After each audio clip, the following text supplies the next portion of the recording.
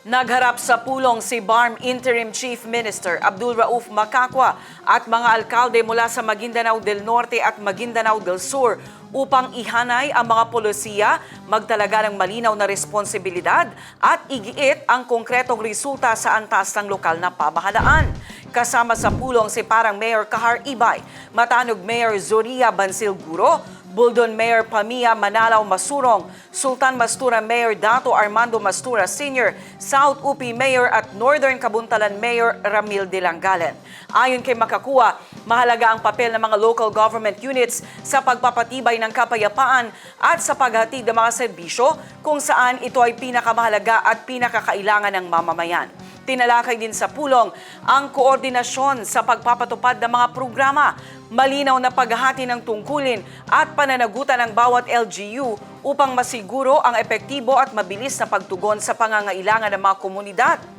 Binigyang diin din ni Macacua na sa pamamagitan ng firm leadership at moral governance, napapangalagaan ang mga nakamit na tagumpay ng peace process kasabay ng patuloy na pagpapalakas sa mga institusyon sa lokal na antas. Dagdag pa ng opisyal, ang mahigpit na ugnayan sa pagitan ng regional at local governments ay mahalagang salik sa pagsusulong ng kaayusan, kaunlaran at tiwala ng publiko sa pamahalaan, mga pundasyon ng isang mas matatag anya na Bangsamoro. Ang pulong ay bahagi ng tuloy-tuloy na pagsisikap ng Bangsamoro government na tiyaking ang mga polisiya at programa ay naisasalin sa konkretong aksyon at positibong pagbabago sa mga komunidad sa rehiyon.